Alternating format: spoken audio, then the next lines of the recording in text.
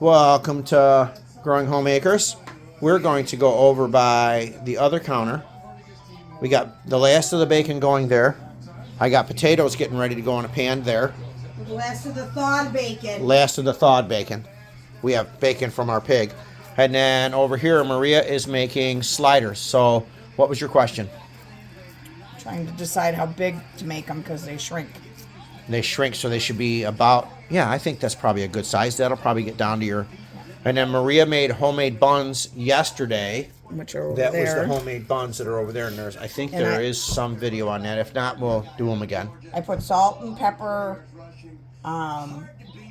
finely chopped onion, and garlic that we had frozen. It was already chopped up and frozen in the freezer. That went in here, and a little bit of Worcestershire.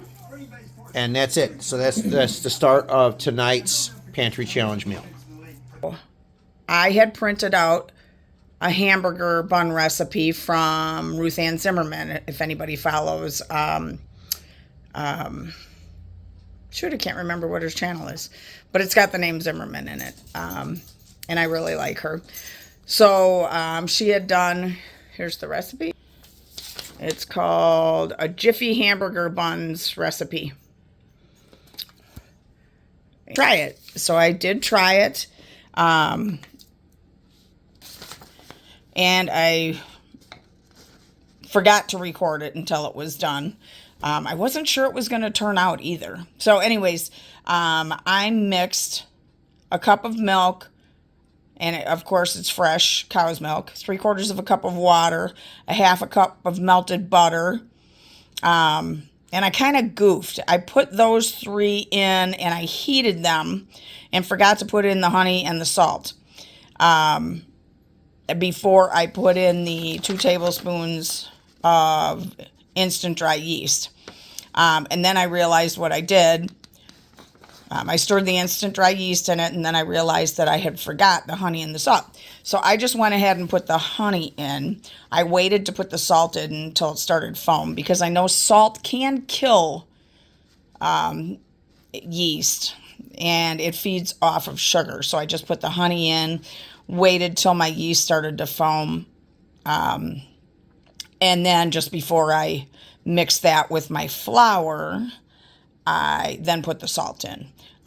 It's relatively, it's winter here, so it says it's 72 degrees in here, but it's chilly in here. So I was a little concerned with them rising. And I don't know, I'm going to have to watch her video because I don't know if mine rose as much as they should have. What I did is I turned my stove on its lowest temp, which I think is 170, because we have an electric stove. We have a induction stove. So I turned it on 170, and then the heat, some heat will come out of the back here. So when it came time for me to let it rise, I just set it on the back there so it had a little bit of warmth. It was like 115, so I stirred it, let it cool down to about 110. I know hers says 105, but I know you can do yeast. I think you can even do it up to 115 depending on what type of yeast, but I was using active dry yeast that was in the refrigerator. So I did 110. And then you add 2 cups of all-purpose flour. So I put the 2 cups of flour in a bowl, big enough to mix it in. And then I poured this in there, mixed it with a spatula, and then you're supposed to add 2 to 3 more cups of flour. I ended up adding 2 more cups of flour. And then I put it out, and then it says to knead well for 5 to 8 minutes, adding sprinkles of flour as needed. So I put out my my silicone that I kneaded on, and I did add a little bit more flour, because I had to sprinkle it, but it seemed a little bit like it was too much flour. Now the flour that I use is bread flour, so it's very high protein. And I was concerned that it wasn't going to come out because I could not get it smooth. So I ended up kneading it for about 5 minutes. It felt like it was getting a little tough. And it was just from the beginning, it was breaking. You know, it was never real soft and smooth. I just couldn't get it smooth. So I did worry a little bit about it. Well, then you're supposed to cover it tightly in a bowl and let it rise for 10 minutes. So I did that. And, you know, I already told you I put it on the back of the stove. And then after that, and it didn't double in size. Now, she doesn't say in here if it's supposed to double in size or what it's supposed to do. It did get larger, but it didn't double in size. So, and then you're supposed to roll out the dough to 1/2 inch thick and cut with a wide mouth jar. I don't know what I was thinking. I rolled it out a little too thin to like 1/4 inch. By the time I realized that, it was too late. So I just left it at 1/4 inch. And then you put put circles of dough on parchment paper, lined cookie sheet, which is what I did. Just barely touching, which is what I did. Mine fit 4 across. And then you're supposed to allow it to rise for 30 minutes and then bake at 375 for 10 to 12 minutes. So again, I put the cookie sheet on the stove and let it rise there. And then I turned it like halfway through. And this is what I ended up with. Now, these 3, there were actually 4 of them because I've eaten 2 of them because I wanted to taste them. And I ate them when they were hot. Probably should have waited. But so these 3 were the dough that I had left over. And I just quick rolled them out. I didn't want to work them too much. And this is what they look like. But they taste good. And then these are the other ones. So they ended up to be a little bit more like slider size, which actually is fine for me because I don't know that I really like a gigantic hamburger bun. They'll be good. Whether they were supposed to puff up more or not, I'm going to have to go and watch Ruth Ann's video again and see how hers turn out. But I thought mine turned out good. Now, she did say when they come out of the oven, put some butter on the top and sprinkle sesame seeds. It's really kind of useless because as soon as you grab one of these and cut them, the sesame seeds all fall off. So, I don't know. But it was a good try. So, I didn't bother putting it on these. But anyways, that is my hamburger buns. And that's the first time I've ever made hamburger buns. I mean, I've baked a lot of bread and stuff, but that is the first time I've ever done hamburger buns. The other thing she said on here, so it says brush with butter and sprinkle with sesame seeds when removed from the oven. And you can use half whole wheat flour if you want. Homesteading with the Zimmermans is her name. So this is what I did. And all in all, it turned out pretty good. Okay, so here's a completed plate.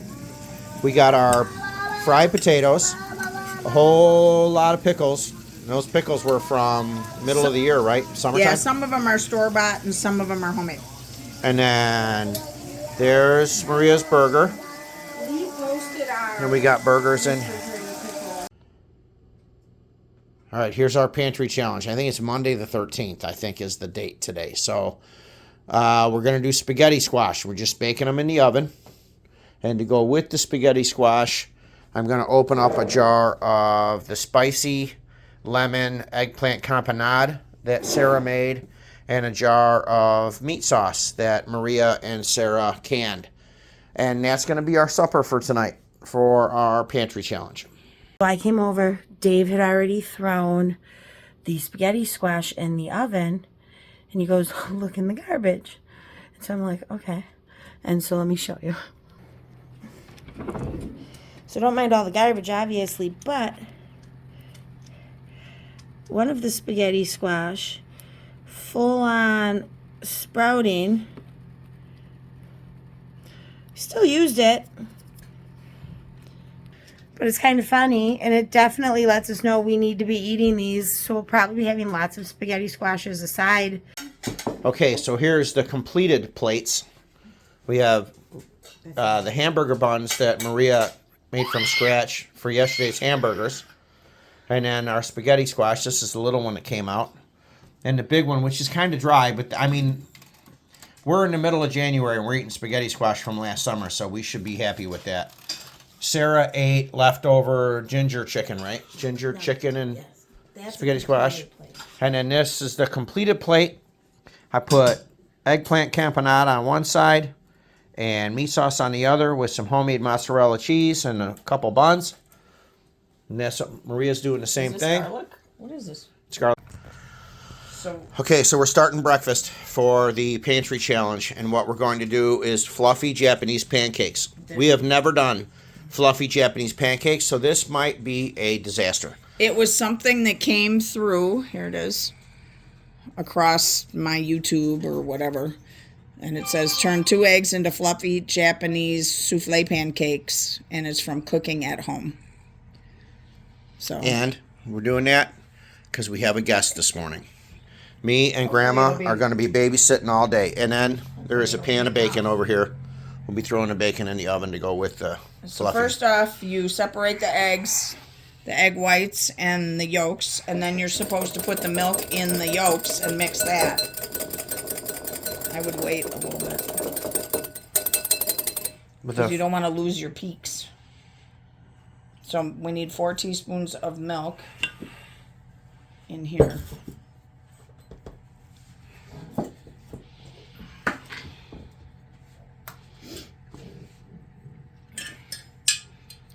Now, we have fresh cow's milk, so I don't know if that'll make it any different. 2, 4, right? Yeah. 3, and the 4. And then we need a different whisk. Now we need a different whisk.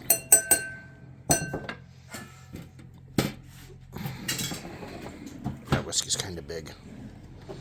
How about a littler whisk? How about our egg beater whisk?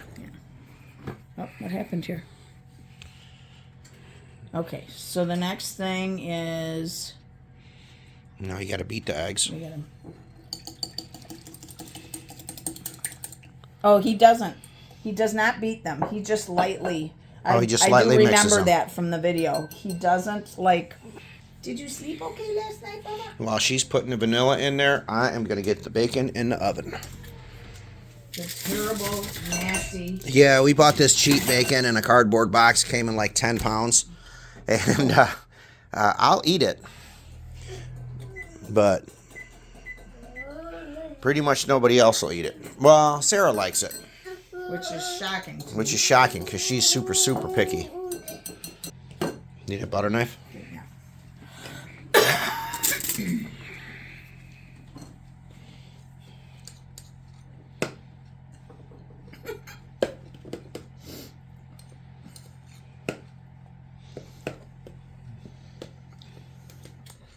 There's the 3 tablespoons. 3 tablespoons.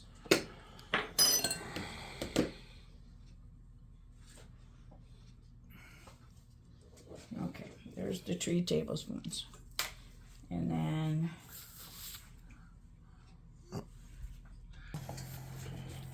So this has got to be done with a whisk. So that's the flour, eggs, and... You just want to make sure it's not lumpy. Nobody likes a lumpy pancake. I think we have a... Right, Bubba? Nobody likes a lumpy pancake. Then I need a cast iron skillet, but I need to make sure I grab the right one because one of our cast iron skillets has a bottom that's a little bit warped. And it's this one. So it doesn't heat evenly when we put it on our glass top stove. So what happens is the glass top stove interferes. So they're halfway through cooking. We flipped them. We actually flipped them early because I thought they smelled like they were burning to me because we had the temperature so high. But we do have bacon in the oven, so there's things cooking all over the place. Okay, so here's the first batch of pancakes that came out, and they're flat. So we're going to do another batch to see if we can get the meringue. Here, We're gonna, right now I'm trying to get the boy to try the pancakes. They're really, really good. we're gonna add, if we need But he's being really, really stubborn. So here's the next batch that's coming. we're gonna add a little bit more flour if we need to make this thicker, because his looked thicker.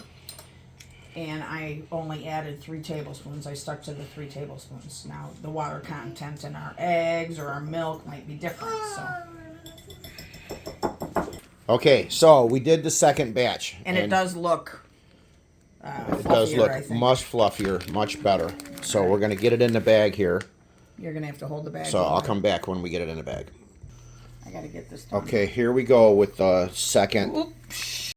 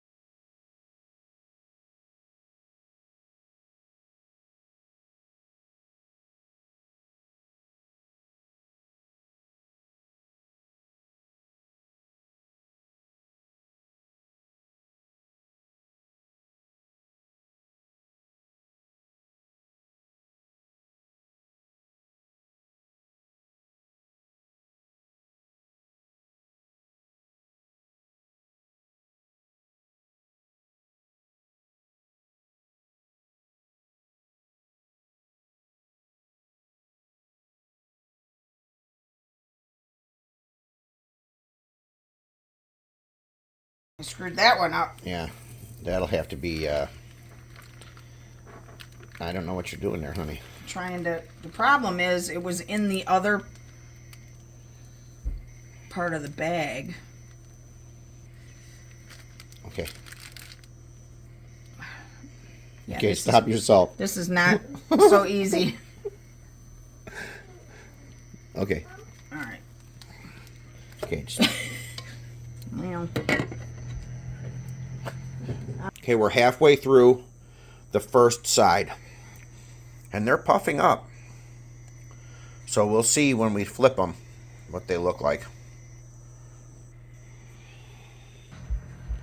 Okay, so the 5-minute timer just went off. So now I got to come in here and turn them.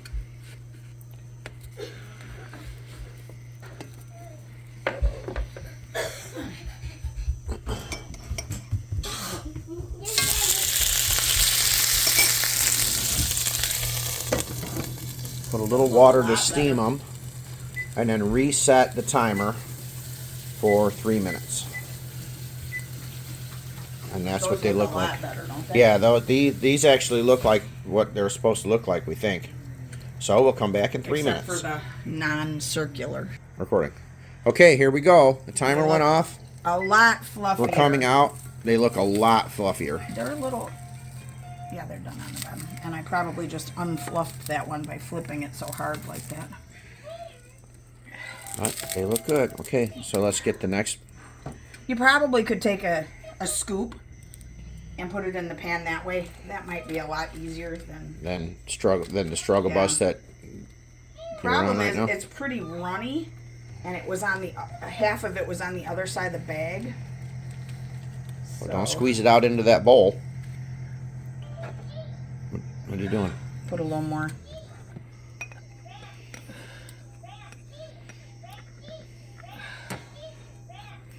We're dealing with winter, so even though our lard is sitting on a stove with 2 burners on and the oven still on from the bacon, It got hard. it already hardened up. Yeah, see, I think next time I would just... How big do we want them? That's good. And you can fit 3 in there easy. I would just ladle it. We have a small ladle, and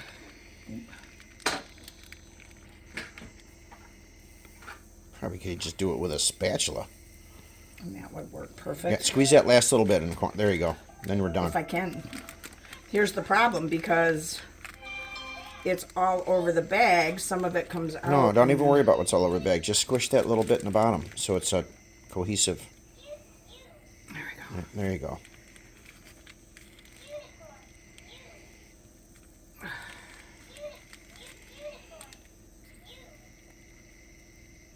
All right, there we go. That was it. All right, that's it. Wait, water. Just, no, not yet. Because there's a little water in there already. No, you're supposed to put it in right away. Because you want them to steam. Okay. You set the timer. What have you been setting it for? 5 minutes or 7 Yeah. minutes? So it's set for 5 minutes. And we'll let that one cook. And then you can see, look how they deflated now. So when we pulled them out, they deflated. Did you? So tonight's dinner is super simple. We still have a couple English muffins from the store. So I did that with some egg salad on it. My husband's doing a grilled cheese. And at some point in time tonight, looks like my starter is all ready. And I have my flour measured up. We are going to make sourdough for grilled cheese and tomato soup in the next couple days. So I'm going to work on that tonight as well. And that is it. We would normally have some chips with it, and we do have chips in the pantry. But my son isn't eating his dinner, and he only wants graham crackers. And so we can't bring the chips out because he'll want those. So we're going to eat dinner. Super simple tonight. And I think this is, week 3 of the Pantry Challenge. So for tonight's Pantry Challenge, we are doing beef stroganoff. And let me show you what's going on. This is the ground beef that we made burgers with last night. And Mom just added some egg and breadcrumbs. Yeah, and I just added Italian breadcrumbs, even though I wouldn't normally add that. But that's what we had on the pantry shelf, so that's what we're doing. And it already had some Worcestershire, minced onion, and garlic. Yep. And then in the pan here, I'm sauteing onion and garlic. And then we'll take this out, put it in a bowl, and then add meatballs, cook the meatballs. Yeah, we're going to turn this into meatballs. Yeah. And then over here, we are doing egg noodles. We didn't have any in the pantry. I'm not going to show this whole video of how we're making the egg noodles because we just showed you a recipe the past week of noodles that we made for the ravioli. But all this is 2 eggs, 2 tablespoons of milk, 3/4 teaspoon of salt, and it's going to be 1.5 cups of flour. It's going to be the full cup added in, and then I will spoon in flour to get it to the consistency I want. And instead of using the pasta machine, let me actually flip you. And then instead of using the pasta machine, what we're going to do is egg noodles I just roll out. I think they have to be about an 8-inch thick. We like a thicker egg noodle. I'm just going to roll them out by hand. They're just going to be whatever shape they are.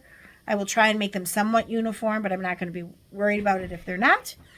And that is what we're doing for our Pantry Challenge this week, or for dinner tonight. And then Mom today made my chocolate chip cookie recipe. We freeze them, and then we will bake them from frozen, and it should help them not spread out quite as much. I'll put them on another cookie sheet after they're frozen. I think I put them in there at like 5 minutes to 4. So we should be able to bake them tonight later. And I didn't have a scoop. Sarah uses a scoop. A number 20 ice cream scoop is what So I I just used a spoon. And then I weighed each one so that I got 2 ounces because she thought it was a 2-ounce scoop. So they don't look perfect, but yeah, whatever. And they don't need to. No, and they were in the freezer, so I'm putting them back in there. So here is the end product. These are the homemade egg noodles. Yeah, the end product. Yeah. These are the homemade noodles. They And are they're thick. delicious.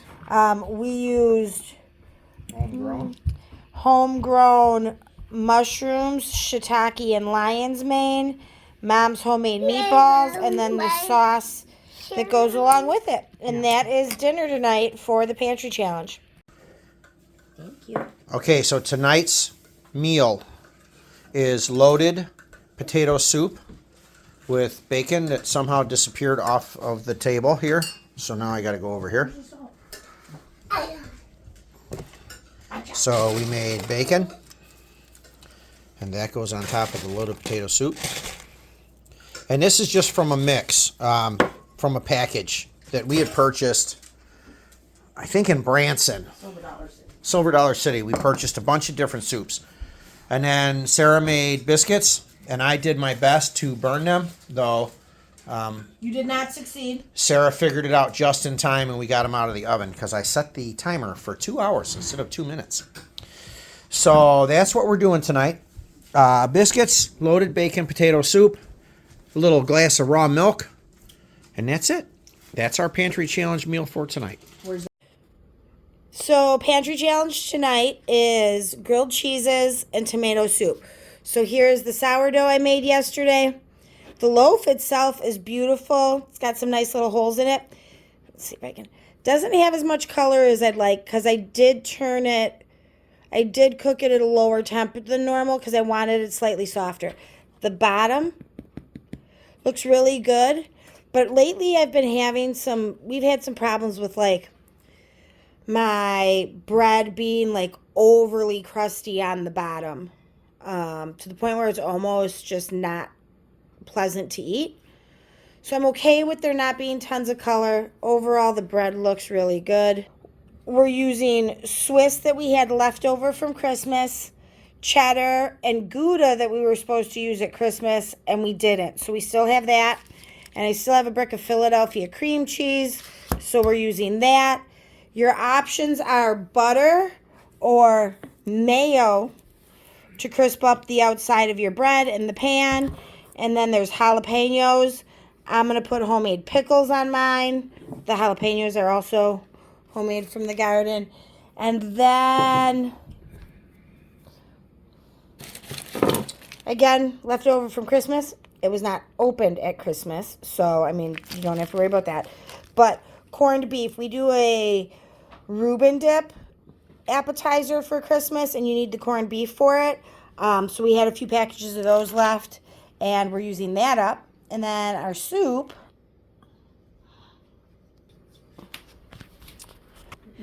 tomato soup that we canned this year. Now, I have to admit, even though it was the same recipe, I canned tomato soup last year for the first time, and it was delicious. Actually, that'd be 2 years ago.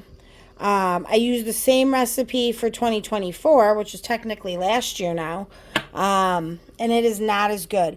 But so this is 2 pints of our homemade tomato soup, and we do use our raw cow's milk that we get from a local farm to make it like a cream tomato soup.